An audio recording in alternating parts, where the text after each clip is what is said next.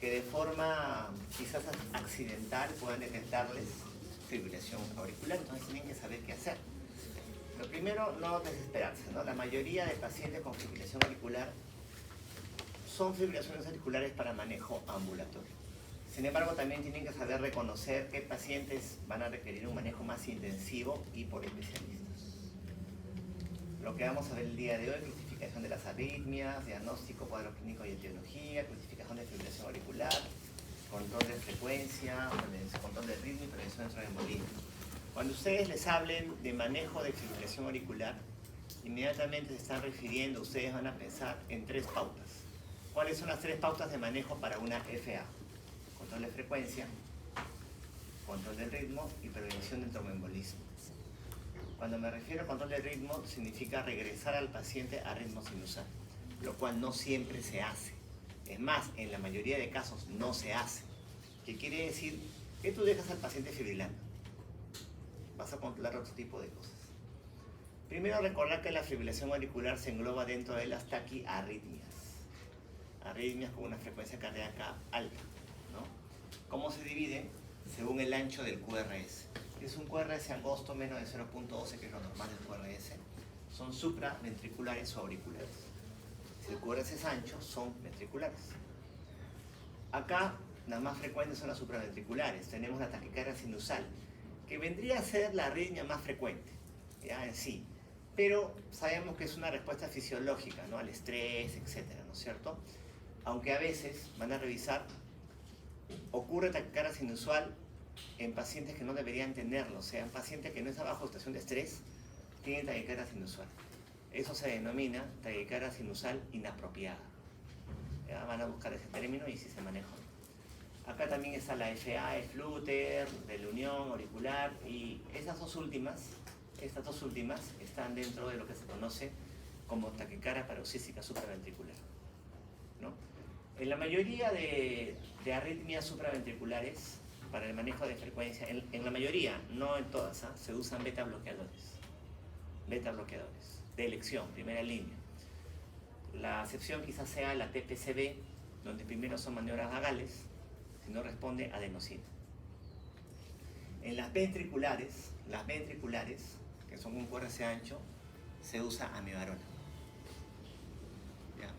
Así como ya les he dicho en líneas generales el manejo de ambas, cualquier situación clínica o cualquier pregunta de examen en la cual venga un paciente con una taquiarritmia con inestabilidad termodinámica, llámese hipotensión, la respuesta es cardioversión eléctrica. Cualquier arritmia que venga chocada, la respuesta es cardioversión eléctrica. ¿Ya? Estamos diciendo eso. Entonces, estamos con fibrilación auricular, ¿cómo la diagnostico? El diagnóstico en sí debería ser clínico. O sea, yo examino al paciente y debería decir fibrilación auricular. Obviamente también tengo la confirmación electrocardiográfica. ¿Qué encuentro en el electro? Ausencia, onda P, no hay onda P. En vez de la onda P tengo estas líneas oscilantes, ¿no? Esta línea que no es isoeléctrica, no es recta, sino es oscilante. Estas pequeñas oscilaciones se llaman ondas F minúscula, que sobre todo se ven en B1 y en D2. Así como no hay onda P, también tengo los intervalos entre RR y regulares. Bueno, y como les mencioné, las ondas F minúscula. Esto es B1, pero mejor se ve... No, la anterior era D2, esto es B1, ¿no? Donde van a ver las ondas F minúscula y los intervalos RR regulares. Entonces, así diagnostica una fibrilación auricular. No es nada difícil. ¿Okay? Dentro de las etiologías y las causas de fibrilación auricular hay N causas, y más todavía seguramente. Prácticamente cualquier condición de medicina interna me puede producir una fibrilación auricular. ¿Okay? Pero si les pregunta cuál es la causa más frecuente de FA, fibrilación auricular, ¿qué responden? Hipertensión arterial. Entonces, te viene un paciente fibrilando que inmediatamente ves, le preguntas, ¿es hipertenso o no es hipertenso? Le tomas la presión. ¿Tiene presión elevada? Esta es la causa. Si no es hipertenso, tienes que buscar la segunda, tercera, cuarta causas más frecuentes. Va a buscarle cardiopatía isquémica aguda, se puede estar infartando el paciente, ¿no? O si tiene secuelas de infarto, y le busco soplos mitrales, estenosis mitral. La valvulopatía asociada con FA es estenosis mitral, es la que tienen que recordar. Estas son las 3 más frecuentes, las que yo tengo que buscar en mi paciente. O sea, no tiene nada de eso. Obviamente voy a buscar el resto, algunas pueden ser raras, pero también voy a buscar lo que es hipertiroidismo. Sobre todo en pacientes jóvenes. En pacientes jóvenes. O sea, busco las causas más frecuentes. No es hipertenso, no es infartando, no tiene infartos antiguos, no tiene soplos mitrales. Descarto las otras, pensar en hipertiroidismo. ¿Ya? Son las causas más. A veces el paciente con hipertiroidismo no siempre es el clásico Graves base, que viene con esoftalmos. A veces su único síntoma es frecuencia cardíaca incrementada y nada más. Y algunos fibrilos. Entonces ya saben cuál es la causa más frecuente y la causa que tienen que buscar. Luego tenemos el cuadro clínico. Muchos son asintomáticos, vienen a consulta y ni saben que están fibrilando. No saben. Ya, otros tienen fatiga, disnea, palpitaciones. Algunos vienen mal a emergencia, están chocados. Pulso deficitario. Este es el diagnóstico clínico de fibrilación auricular. ¿Qué es el pulso deficitario?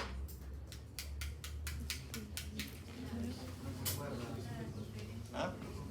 No concuerda cuánto, en cuánto de diferencia. Si ustedes se miden puede que no concuerden, ¿no? Más de 100 no seas mala, más de 10. Más de 10. Cuando hay una diferencia de más de 10 de latidos con pulsaciones. Como las contracciones auriculares no son del todo fuertes, por así decirlo, no todo lo que late en el corazón se debe expresar como pulso. No todo lo que late se expresa como pulso, porque los latidos son irregulares y algunos son débiles. No todo lo que late se expresa como pulso.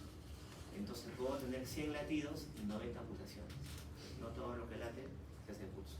Cuando tengo 10 o más de diferencia de latidos con pulsaciones, hablo de pulso deficitario. Y pulso deficitario es diagnóstico clínico de fibrilación auricular.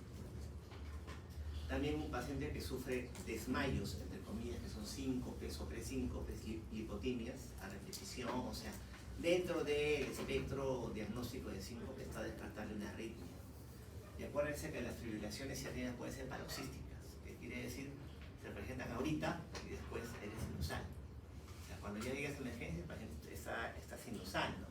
Y le dices que esté ansioso, que no pasa nada, no sé. Te indicaba hacer un holter ahí, ¿no? 24 horas ver cómo está el problema, ¿no? También puede darle falla cardíaca, bueno. ¿Cómo se clasifica? Tenemos la paroxística que dura menos de 7 días, menos incluso, y resuelve espontáneamente. Menos de 7 días y se resuelve espontáneamente. Tiene muy buen pronóstico. Responde bien. Cardioverte bien. Cardioverte bien. Estos paroxísticos de duración breve está indicado, si las detectas muchas veces, hacer la cardioversión. El término cardioversión es regresar al ritmo sinusal. Luego tenemos las persistentes y presentes de larga duración, que ya no son tan fáciles de manejar. Mientras más crónica sea la FA, más persistente sea, menos posibilidad que revierta el ritmo sinusal. Y la gran mayoría de pacientes, ¿cuáles son? Los permanentes. Acá también están aquellos pacientes que vienen al hospital que no saben desde cuándo están fibrilando, pero tú asumes que son fibriladores crónicos. ¿Cómo puedo asumir que son fibriladores crónicos? Muchas veces son pacientes con muy pocos síntomas asintomáticos, que ya son coronarios crónicos, tienen falla cardíaca, hipertensos crónicos, diabéticos crónicos, patologías crónicas. Tú puedes pensar que su fibrilación también está, no es ahorita, pero no, de hace tiempo. Este paciente por lo general va a seguir fibrilando. Va a seguir fibrilando. O sea, no voy a controlar ritmo. Es más, en la mayoría de pacientes yo no controlo ritmo. O sea, mi objetivo no va a ser que regrese al ritmo sinusal. Mi objetivo es que no haga taquicardia, bajar la frecuencia cardíaca. En algunos pacientes yo sí voy a regresar al ritmo sinusal. Que todavía es controversial, ¿no? Bastante controversial. Es más, es tan controversial que incluso tú lo discutes con el paciente mismo. Señor, ¿qué hacemos con usted? ¿Controlamos frecuencia o ritmo? Y de lo que queda sale la terapéutica. Vamos a ver eso después. ¿Cuáles son las pautas de manejo? Son 3. ¿Cuáles son? Control, frecuencia, ritmo. Ritmo, frecuencia y prevención de tromboembolismo. Comenzamos con prevención de tromboembolismo. Ustedes saben que la fibrilación auricular o su ritmo caótico me genera trombos auriculares que se disparan. ¿A dónde se disparan?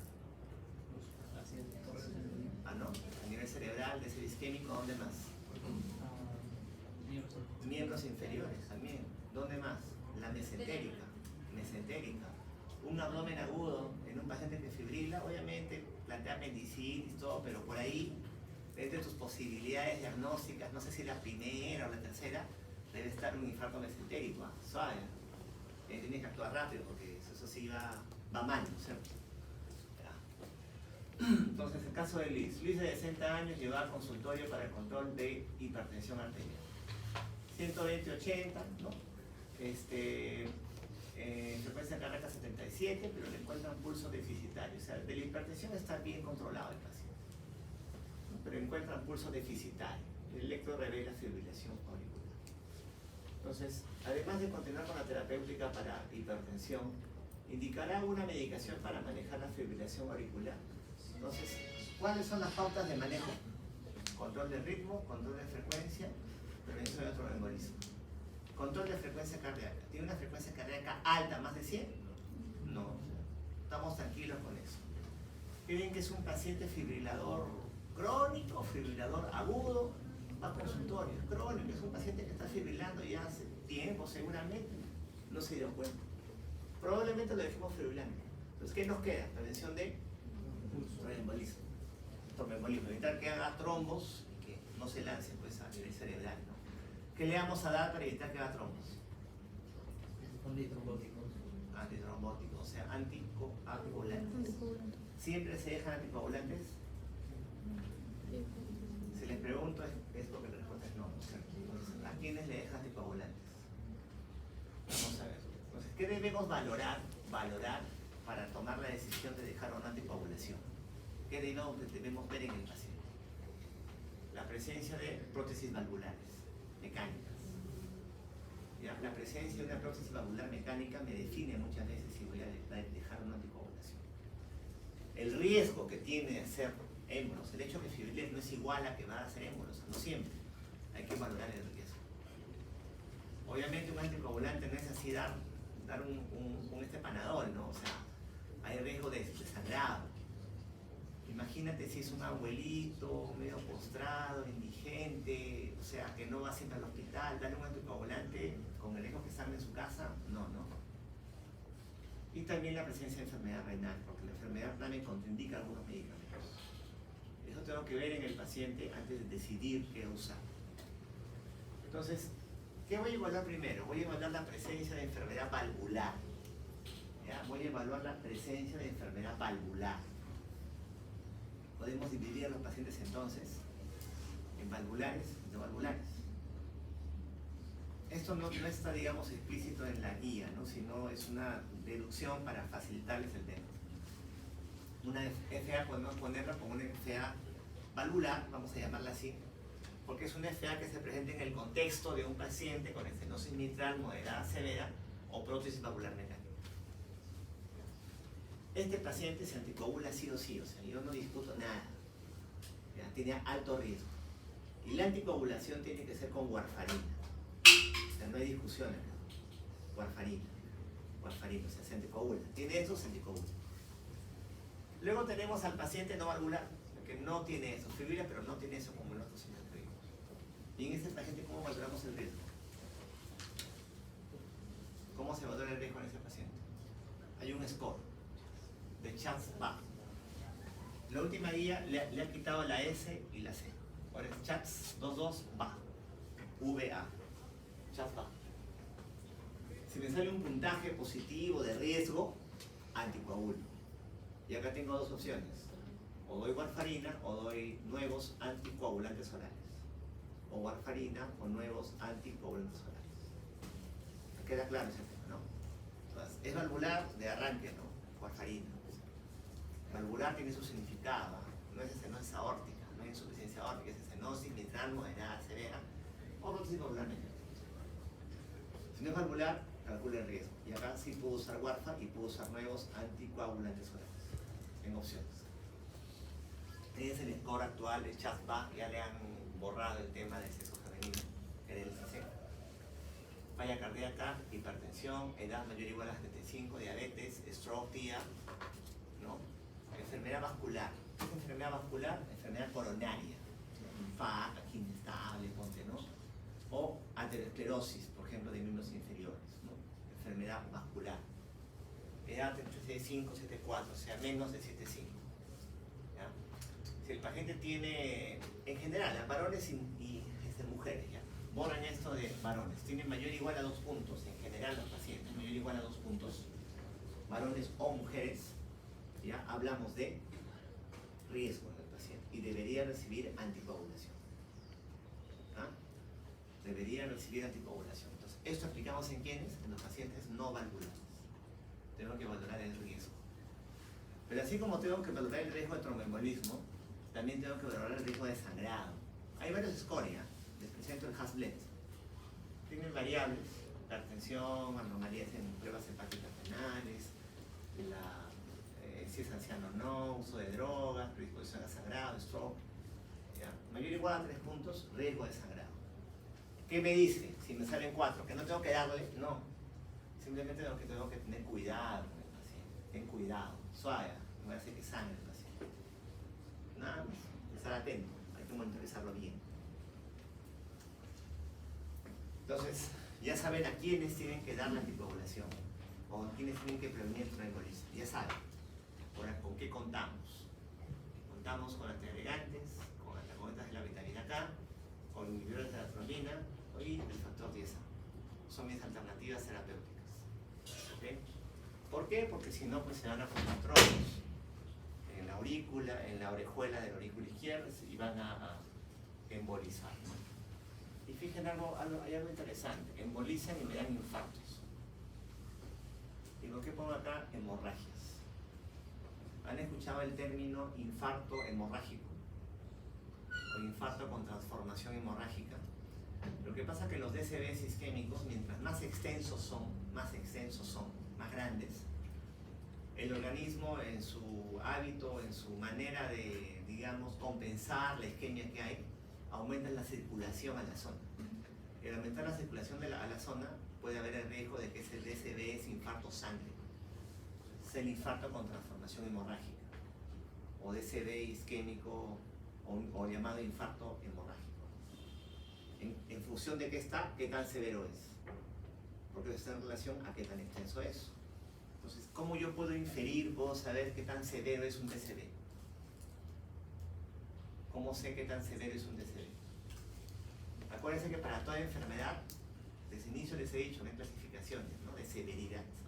¿Y para qué me interesa ver la severidad? Porque el manejo cambia.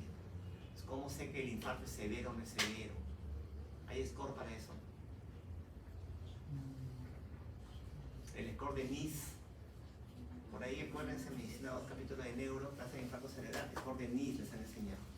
¿Ya? Está por ahí metido en su cabeza. Más adelante se los voy a mostrar nuevamente. ¿Ya? Veamos. Sobre uso de antiagregantes. Estamos hablando, ojo, del contexto de una fibrilación auricular para prevenir tromboembolismo. ¿Ya? Los antiagregantes, aspirina, clopidogrel o su combinación, no sirven. De arranque les digo eso, ya ponen acá una X, no sirven. Hablo del paciente que fibrila para prevenir que haga un infarto cerebral. Otra cosa es el paciente con DCB isquémico, que ya tuvo su DCB, que no fibrila, como prevención secundaria del infarto, le dejo antiagregantes. Al DCB que ya se manifestó, pero que no fibrila. Para evitar que tenga otro DCB, bajar su riesgo, le doy antiagregantes. Ahí sí sirve. Pero el paciente fibrilador para evitar DCB no sirve. No los usas. Entonces, ¿qué me quedan? Antagonistas de la vitamina K, inhibidores de la trombina, inhibidores del factor 10A. Antagonistas de la vitamina K. ¿Cuál es? Warfarina. Warfarina me inhibe a los factores dependientes de vitamina K. ¿Cuáles son? 10, 9, 7, 2, 7, 9, 10. 2, 7, 9, 10. El 2, el 7, el 9, el 10. Un montón de factores. Luego tenemos a los inhibidores del factor 10A y a los inhibidores directos de la trombina. Dabigatran, apixaban, rivaroxaban, edoxaban. ¿Cómo se acuerdan ustedes cuáles son inhibidores de la trombina y del factor 10A? El factor 10A, 10 es X, ¿no es cierto? Todos los que tienen X, apixaban, rivaroxaban, edoxaban, son inhibidores de factor 10, así se acuerdan, ¿ya? En cambio, el inhibidor de la trombina es el dabigatran. Si se dan cuenta, estos van contra un factor en específico, boom, boom, ya está. Entonces el efecto es predecible, predecible. Yo le dejo una dosis al paciente exacta y yo sé qué efecto me va a hacer. Entonces, con un medicamento que se dispara por todo sitio, el efecto no es predecible. A cada uno de ustedes le doy 5 miligramos de warfarina y en unos anticoagulo y en otros no hace nada, y en otros sangra. Es impredecible muchas veces el efecto de la warfa. Aparte que interacciona con todo, ¿ya? Con vegetales, con otros medicamentos, un poco inestable a veces, muy lábil. Eso hace que se prefiera a veces usar los nuevos anticoagulantes, pero también tiene sus contraindicaciones que tienen que saber. La ventaja de la warfa, ¿cuál es? Que está barataza, pues. Un blister de 10 te cuesta un sol, 2 soles, ¿no? En cambio, cada pastillita de estos te cuesta 10 soles, algo por ahí. Y el manejo es siempre. Entonces, warfarina. Cuando digan antagonistas de la vitamina warfarina. ¿Cómo se monitoriza la warfarina? Con el índice internacional normalizado, que es el INR. El INR, ¿por qué han creado ese índice? Porque es un método de medición estándar a nivel mundial. Es el mismo método de medición. Algo así se quiere hacer con la hemoglobina glicosilada, como les he comentado, pero todavía no está tan estandarizado. Mi objetivo, porque lo normal de INR, ¿cuánto es? Menos de 1.5, ¿no? Mi objetivo es que sea entre 2 y 3. Entonces, la warfarina es de elección, y les dije, en pacientes valvulares. Y también de elección en los que se dializan o que están con creatinina, con una depuración menos de 15, menos de 30, o sea, pacientes con FeA crónica, terminal sobre todo y en diálisis, ahí es warfarina. ¿Cuál es el problema? Es un fármaco un poco impredecible, ¿no? O sea, el paciente tiene que ir al hospital de cuando en cuando a sacarse su INR, puede sangrar. Lo bueno es que si sangra, tengo antídoto, ¿no? ¿Cuál es el antídoto para la vitamina K? Para warfarina, vitamina K. ¿Cuál es el otro antídoto? Lo que pasa que, o sea, depende, pues, ¿no? Viene un paciente que está con warfarina y tiene un hematoma. Y el INR pues en 4 o 5. Pero viene ese hematoma, bueno, le pongo vitamina K y ese efecto en 6 horas, ¿no? Se reduce el INR a lo normal. Pero pueda que venga un paciente con sangrado activo, con hemoptisis, hematopoiesis, hematemesis, está sangrando el paciente. No puede esperar 6 horas, tiene que ser más rápido el antídoto. ¿Qué uso ahí? Plasma frío congelado. ¿Cuál es la opción? Es 15 mililitros por kilo. 15 mililitros por kilo de plasma, una sola vez y se acabó. Es un antídoto que está presente, vitamina K o plasma, dependiendo de qué tan apurado es. Luego tenemos los anticoagulantes nuevos. Como saben, todo lo que tienen X son inhibidores de factor 10A, ¿no? Pegatropina, dabigatran. Ventaja, facilidad de uso. Una sola dosis a todos los pacientes y me olvido de monitorizar. Acá no monitorizo nada. Ojo, no son mejores que la warfarina. O sea, no hay estudios de superioridad acá. No es que es superior, ¿no? La anticoagula tal, igual que la warfarina, es comparable. Comparable. El tema es la facilidad del uso. Yo, cuando evalúo un fármaco, lo evalúo con un estándar. ¿Ok? Si el efecto es comparable y si tiene menos RAMs también. Entonces, su riesgo de desarrollo es similar. O sea, no es que sea mejor anticoagulante, sino el tema es la facilidad de uso del paciente. ¿Cuál es el problema? No se puede usar en pacientes renales. ¿Cuál puede ser un problema? Que no puede monitorizarse. Digamos que es un paciente que va a entrar a sala de operaciones por un politrauma, una fractura de cadera que está con esto. ¿Cómo sé si sigue actuando o no? Lo bueno, como tiene un tiempo de vida media corta, ¿no? Un tiempo de vida media corta, en 12 horas el efecto ya pasa. Ya lo puedo operar. Pero a veces no tengo 12 horas, tiene que ser antes, ¿no? Tiene antídoto ya, pero miren cómo se llama el antídoto, ¿no? Idarucizumab, o sea, esto no se consigue en la farmacia acá en Cafármaco, o sea, son anticuerpos monoclonales, ¿no es cierto? O sea, hay poca disponibilidad del antídoto, no es así nomás que lo consiguen, eso no hay acá. Prácticamente como que no tuviera, ¿no es cierto? Entonces, si tienes urgencia de revertir la anticoagulación, no lo vas a hacer. Ese es el problema. Uso en pacientes valvulares. Valvulares es warfarin. Costos más caros. Cada pastillita 10 soles. Un poco menos quizás.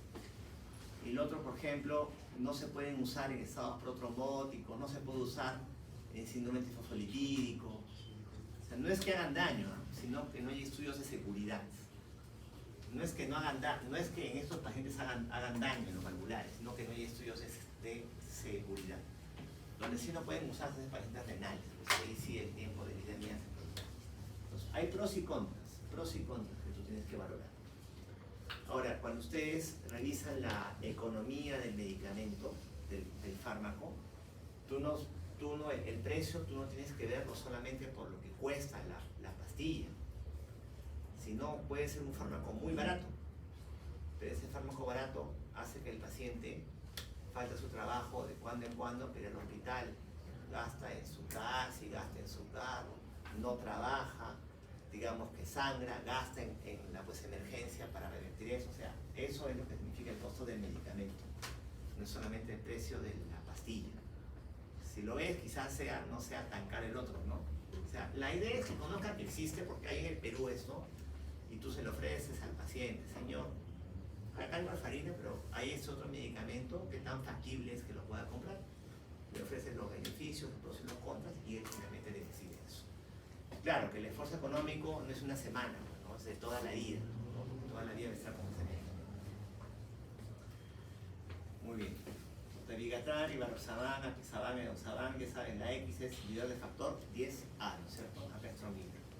El problema son los renales. A partir de 30 incluso, ¿no? Una RC-4 ya no. Y algunos se dan cada 12 horas, o sea, eso también te eleva un poco el costo, ¿no? Lo que tienen que considerar. Renales, ¿no? Ahora, bueno, este es un algoritmo de lo que les he mencionado. Vamos a acercarnos acá. Es un paciente con una válvula cardíaca mecánica o estenosis mitral moderada severa. ¿Se valora el riesgo? ¿Se valora el riesgo? Ya no, se anticoagula, ¿no? Sí. O sea, de frente a antagonistas de la vitamina K. De frente. Y si no tiene en una enfermedad valvular como la descrita, estimo el riesgo. Si me sale 2 puntos, se indica anticoagulación, ya sea con nuevos anticoagulantes o con antagonistas de la vitamina K. ¿Qué hacemos con el que tiene un punto? Se dice acá, considerar la anticoagulación oral. ¿Qué significa en medicina la palabra considerar? Depende de ti, tú ves lo que haces, ¿no? Dale si quieres, ¿no? ¿Qué tienes que valorar sobre todo ahí? La edad del paciente, presencia de falla cardíaca, sobre todo. De los puntos del chat VAS, acuérdate que un punto me da entre 6,5 y 7,5 años, ¿no es cierto? Otro punto me da falla cardíaca. Si sale con un punto, tú lo valoras. Quizás en el que cumple el punto de la edad o el punto de falla, sí le darías. ¿Qué hacemos con el que tiene 0 puntos? En chatbox. No está indicado ni anticoagulante ni antiagregante, o sea, no le doy nada al paciente, ni aspirina le doy acá. Más bien, ácido trisalicílico, propidogrel, me podrían aumentar el riesgo de sangrado. Ni siquiera va a traer beneficio. O sea, hay pacientes fibriladores que no les doy nada para el tromboembolismo porque no tienen riesgo. Más bien aumentaré el riesgo de sangrado en ese paciente. O sea, ya saben a qué paciente prevenir el tromboembolismo, ya saben cómo hacerlo. Seguimos. Luis cumplió su medicación, sin embargo, es hospitalizado por un cuadro de hemiplegia derecha siendo diagnosticado de infarto cerebral. A pesar que cumple, bueno, o sea, el hecho que te den muchas veces la anticoagulación, si es que tú la requieres, no es que te anula el riesgo, te baja el riesgo en un 70%, pero hay un 30% que todavía está ahí circulando. ¿Ok? Entonces, este paciente debería recibir anticoagulación. Recuerden que es fibrilador, ya tenía un infarto cerebral. Debería recibir anticoagulación porque el caso anterior de Luis, cuando fue inicialmente, tenía 60 años, era hipertenso. O sea, si tú calculas el puntaje CHA-2, salía con 0 puntos. 0 puntos. O sea, no, bueno, por la hipertensión, 1 punto. Entonces, tú podías decir en ese momento no dar anticoagulación, ¿no? 1 punto. Pero en este caso, ya tenía un infarto. Debería recibir anticoagulación. Según CHA-2, ¿cuántos puntos tendría? 2, ¿no? Y el infarto me da 2 puntos, ¿no? Stroke, 2 puntos. Entonces, ¿debería recibir? Sí, ¿no? Pero ¿cuándo se la das? Ahí mismo. ¿Qué les dije? Cuando tienes un infarto, la zona de infarto recibe más irrigación o recibe menos irrigación. Recibe más, el organismo manda más flujo sanguíneo ahí para intentar salvar la zona. Está bien, ¿no? Pero ¿qué puede pasar ahí? Se puede transformar en ¿qué? En hemorragia. Entonces, ¿qué tengo que hacer? Tengo que valorar qué tan severo es. ¿Cómo lo valoro? Score de NIS. Está. Paciente con fibrilación auricular, déficit isquémico, excluye hemorragia. Obviamente yo le pido al paciente que focaliza la tomografía también para excluir hemorragia, ¿no es cierto? Porque el manejo es distinto. Si el caso fue un día, un ataque isquémico transitorio, yo lo puedo anticoagular al día siguiente. Si es un déficit isquémico leve, o sea, un NIS menos de 8, yo lo anticoagulo al tercer día.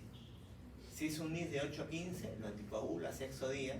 Si es más de 16, al 12º día. Incluso acá previamente, nuevamente una tomografía de control para ver si el paciente no ha sangrado. O sea, sí hay que anticoagularlo, pero espero un poco. Espero porque puedo desencadenar un sangrado en ese paciente con infarto cerebral. Entonces, ¿qué tengo que calcular? El score de NIS. Si no se acuerdan, no se preocupen. Lo único que quiero es que sepan que el NIS existe. Es el score de NIS. Tiene un montón de variables. Y el score de NIS es bien claro. Tiene que ser evaluado por una persona entrenada en evaluación del score de NIS. O sea, yo no mando al interno para que lo calcule. Viene el neurólogo, lo examina con sus martillitos, ¿no? Saca todos los reflejos que sabe y que no sabemos nosotros y calcula el NIS. Los scores no están para que te los aprendas en memoria. Están para que, uno, para que tú sepas que existe. Ya saben que el NIS existe. Dos, para que sepas para qué sirven. ¿Para qué sirven? Para clasificar al DSM según gravedad. ¿Y eso para qué me sirve finalmente? Para ver cómo es el tratamiento. O cuándo voy a iniciarle la anticoagulación. ¿Está claro?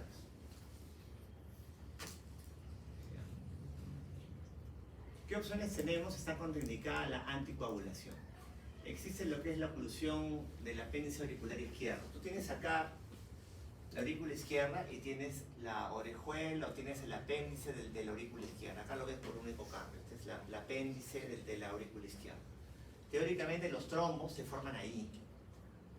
Entonces, por intervencionismo podrías ocluir ese apéndice y disminuir el riesgo de tromboembolismo. Eso en pacientes que podría estar contraindicado el tema de la anticoagulación. Muy bien. Luis cumple medicación con apixaban, ya le dieron de alta. Le dieron de alta, finalmente esperaron el tiempo, según el NIS, le dieron apixaban. Y los sartaban más amlodipina para manejo de hipertensión. Está tranquilo, sin embargo acude por palpitaciones y lipotimia. La frecuencia cardíaca está en 110, presión arterial normal. ¿Qué otra indicación tendrían con respecto a la fibrilación auricular, aparte de la apixaban que es la anticoagular? ¿Qué más tendrían que manejar ahora en el paciente? ¿Ah? La frecuencia cardíaca, ¿no? Si tiene síntomas, tiene palpitaciones, tiene pre-5, lipotimia, y está con 110 de frecuencia cardíaca. Entonces acá viene el manejo de la frecuencia cardíaca. ¿Cuáles son los objetivos? En reposo menos de 80 y menos de 110 en actividad. Por lo general, incluso ponemos el corte de 100. Cuando es menor de 100, hablamos de una fibrilación auricular con respuesta ventricular controlada. FAR-C, ¿no? Cuando es más de 100, fibrilación auricular con respuesta ventricular alta. FARVA, ¿no? Se refiere a eso. Mientras más alta la frecuencia, más posibilidad que el paciente haga inestabilidad termodinámica. Más alta la frecuencia, más posibilidad también que haga trombos y lo demás, ¿no? Entonces, ¿qué tenemos que tener en cuenta para dejar la medicación que controle frecuencia? O sea, antes de dejar medicación hay que tener en cuenta algunas comorbilidades, algunas condiciones. La presencia de hipotensión, shock, la presencia de falla cardíaca en el paciente, la presencia de POC básico, enfermedad pulmonar obstructiva crónica, ¿sabes? Entonces, el manejo de la frecuencia podemos dividirlo en el manejo agudo. El manejo agudo es que se da al paciente en emergencia. El manejo crónico es el manejo ambulatorio. Los fármacos son los mismos, los grupos son los mismos. Tenemos beta bloqueadores, los antagonistas, digitálicos. Obviamente el manejo agudo por vía no venosa, el manejo ambulatorio por vía oral. De elección siempre primero van a ser los beta bloqueadores. Sin embargo, acuérdense que en un paciente con una enfermedad pulmonar obstructiva descompensada, los beta bloqueadores van a estar contraindicados. ¿Cierto? ¿No? Produce más broncoconstricción. Entonces usaré quizá otros fármacos, los antagonistas en los canales de calcio. ¿Cuáles usaría? ¿Los idopiridínicos o los no idopiridínicos? Mira, para mí los Intacen, ¿cuáles son? Mi grupo son los no diidopiridínicos, ¿no es cierto? ¿Y cuál es la diferencia fundamental entre los diidopiridínicos y los no diidopiridínicos? Los no diidopiridínicos, aparte de ser vasodilatadores, inhiben el nódulo sinusal y el nódulo auriculoventricular. O sea, me bajan la frecuencia cardíaca. Son cronotropos negativos, pero también son inotropo negativos. Por defecto, cronotropo negativo bajan frecuencia cardíaca, pero también son inotropo negativos. Entonces, ¿los aconsejarían en una falla cardíaca? Una falla cardíaca con confesión de eyección baja, un inotropo negativo, olvídate. Entonces, obviamente, con falla cardíaca no dejaría esos pacientes, esos fármacos. Y más bien los digitálicos como el anatócido, que es endovenoso, limosina en vía oral, sí podría indicarlos en falla cardíaca. No son de primera línea, pero la indicación de digitálicos puede ser ICC más FA. Y aquí está claro, si la fracción de eyección es menos de 40, mis alternativas son betabloqueadores o digitálicos. Si la fracción de eyección es más de 40, se suma a ellos antagonistas, que no son muy usados. Y puedo combinar. Si no se llega a la frecuencia cardíaca objetivo, puedo agregar el otro fármaco, puedo combinarlos. Así se controla la frecuencia cardíaca. Le pongo las dosis y los diversos fármacos que hay. Por si acaso, amiodarona no es un fármaco de elección para control de frecuencia cardíaca. Es un fármaco de quinta línea. No todo, pero en el hospital lo usan. Sí, es que a veces lo usan porque no hay lo otro. Pues no hay la betalol, metoprolol endovenoso, no hay. Entonces, ¿qué usan? Amiodarona. Pero no es de elección para manejo de frecuencia cardíaca. Sí lo es para cardioversión farmacológica, para regresar la ritmo sinusal, sí. Lo usan como alternativa, pero más abajo para control de frecuencia. Antes uso el resto. ¿Qué usamos usualmente en el hospital? Digitálicos, betabloqueadores. Los antagonistas no mucho. ¿Ya? Entonces ya saben controlar la frecuencia cardíaca. Si Luis cumple medicación con apixaban, bisoprolol, losartán con amlodipino para el manejo de hipertensión arterial. Sin embargo, es llevado de emergencia por dolor torácico y disnea severa. Presión arterial 80-60, frecuencia cardíaca 140, latidos regulares, piel fría y sudorosa, está chocado, ¿no es cierto? El médico da indicaciones con lo que es estabilizado. La pregunta es, ¿cuál fue la indicación en emergencia ante el cuadro del paciente que hizo que se estabilice? ¿Qué creen que hizo el médico? ¿Qué le indicó? ¿Qué está haciendo? Cardioversión eléctrica. Electroshock, ¿no es cierto? Si eso se da en el contexto de una arritmia, se llama cardioversión. Si el electroshock lo aplicas en el contexto de un paro cardiorrespiratorio, se llama desfibrilación. Bueno, tiene fibrilación. Entonces es lo mismo, pero cambia de nombre según el contexto. Para manejo de arritmias es cardioversión. ¿Cuándo aplicamos la cardioversión eléctrica? Ya les he dicho, arritmias con inestabilidad hemodinámica.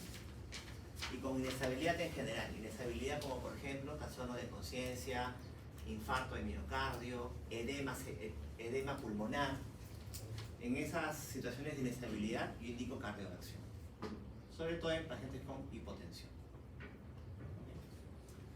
Entonces, control del ritmo. ¿Cuándo yo voy a preferir el control del ritmo? Cuando ya hemos dicho que la mayoría de pacientes van por el control de la frecuencia. pero en quienes yo podré preferir regresarlo al ritmo sinusal. Quizás en los pacientes menores de 80 a 65 años, dependiendo de lo que ustedes lean, ¿ya? Menor de 80, menor de 65 años, que son muy sintomáticos a pesar del control de frecuencia. Si yo le bajo a la frecuencia y el paciente sigue con palpitaciones, sigue con síncopes, sigue con disneyas, yo podría optar por un control del ritmo, o sea, regresarlo al ritmo sinusal.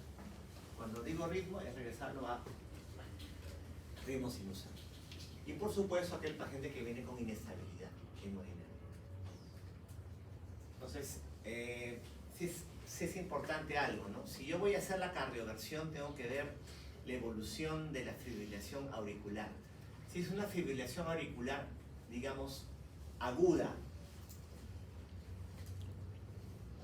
documentada, que tiene menos de 48 horas de evolución, yo puedo hacer la cardioversión de frente, ya sea eléctrica o farmacológica. Eléctrica es con electroshock, farmacológica es con fármacos, por ejemplo, como amiodarona. ¿Cuál es la que yo uso? Eso también va a ser dependiendo de lo que tú converses con el paciente. ¿Qué es lo que prefiere, señor? Teniendo en cuenta que algunos fármacos a largo plazo tienen efectos adversos.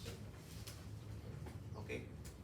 Si tiene menos de 48 horas de evolución la FA documentada, puedo proceder de frente con la cardioversión. Pero ¿qué pasa cuando tiene más de 48 horas que es crónica? Tengo que anticoagularlo previamente al paciente. Porque al momento de cardiovertirlo, puedo desprender un trombo. Y ese trombo se va al cerebro o a otro lado. O sea, si es una FA crónica, que son la mayoría, primero yo lo anticoagulo y después procedo a la cardioversión. Si es emergencia, por supuesto, no me interesa eso, ¿no? Yo cardiovierto en ese momento. ¿Ok? Entonces, digamos que hemos elegido la cardioversión farmacológica. ¿Qué tengo que tener en cuenta?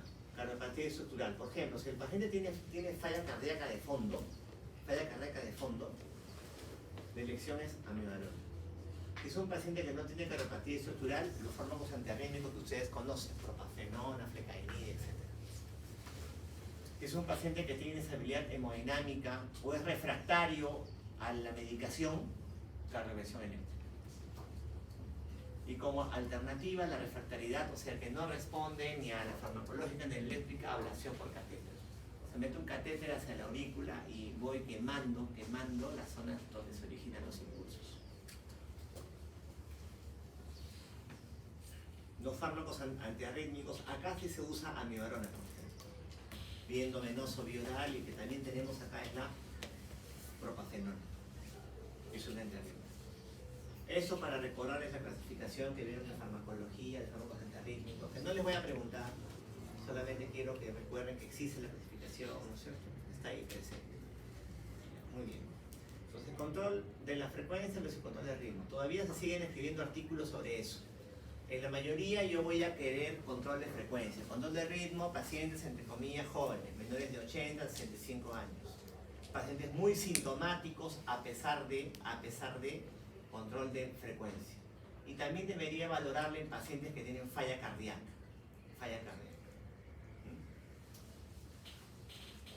¿Cuál elijo? ¿La eléctrica o la farmacológica? Se conversa con el paciente. Pero si falla la farmacológica, procedo con la eléctrica. Si falla la eléctrica, procedo con la ablación por radiofrecuencia. El tema que la amiodarona, pues, aparte de una fibrosis pulmonar, ser hepatotóxico, me puede dar disfunción tiroidea, me puede dar hipotiroidismo o me puede dar hipotiroidismo. Amiodarona tiene en su composición yodo. Entonces puede haber lo que es el hipertiroidismo inducido por yodo, llamado efecto Job-Basedow, ¿se acuerdan? Job-Basedow. Y el hipotiroidismo inducido por yodo, llamado efecto Wolff-Chaikoff. ¿Se acuerdan, no? Wolff-Chaikoff y Job-Basedow, ¿se acuerdan? El endocrino. Ya son hipotiroidismos inducidos.